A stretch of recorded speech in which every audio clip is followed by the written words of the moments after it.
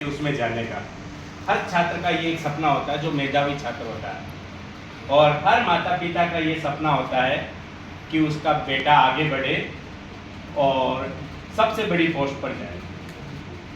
तो आप पिताश्री हैं और हम में से अधिकांश पिता हैं, तो हमें पता है कि कितनी खुशी होती है जब हमारी कोई औलाद बच्चे पढ़ लिख कर उस मुकाम को हासिल करे जो हर किसी का सपना होता है।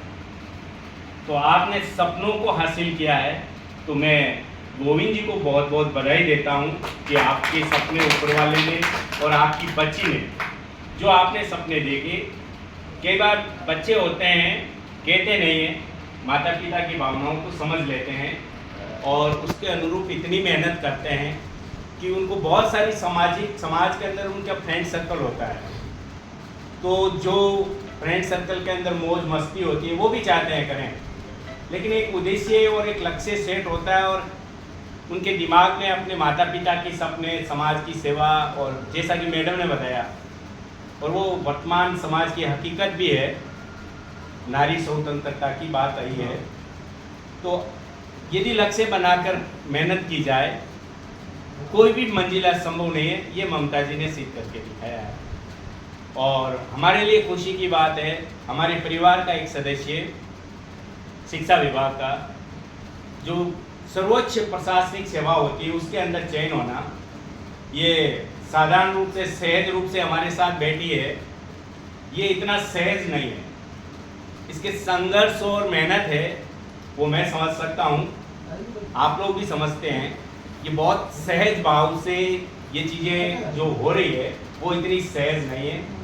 सहजता के लिए भी बहुत बड़ी साधना की आवश्यकता होती है, और ममता जी की साधना को मैं समझ सकता हूँ और इनके उज्जवल भविष्य की मैं शुभकामनाएं देता हूँ। आपकी साधना को भी सलाम करते हैं। साथियों, मैं कई बार जब जाता हूँ तो कहता भी हूँ, एक मलाला यूसुफजई हुई थी और उसने अपनी ऑटोबायोग्राफी में लिखा था, thanks to my father not cutting my wings, let me fly high in the sky. कि मैं अपने पिताजी को धन्यवाद देती हूँ। और ये केवल पाकिस्तान की घटना नहीं है, ये हर आम हिंदुस्तानी लड़की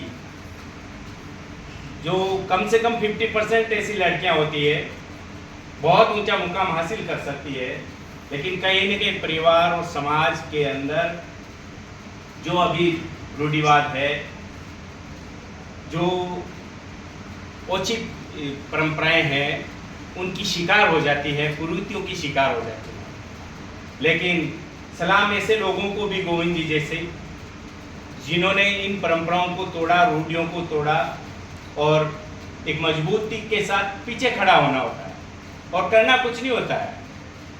यदि आपके बच्चे को, ये बच्ची को, बेटी को ये आभास रहे कि मेरे पीछे मजबूती के साथ खड़े हैं और पूरी दुनिया की आवश्यकता नहीं है, केवल 2 आदमियों की, मम्मी और पापा की, तो वो कोई भी किसी भी लक्ष्य की तरफ कदम बढ़ा सकती है और कभी नहीं डिगेगी। ये मैं अपना अनुभव बता सकता हूँ।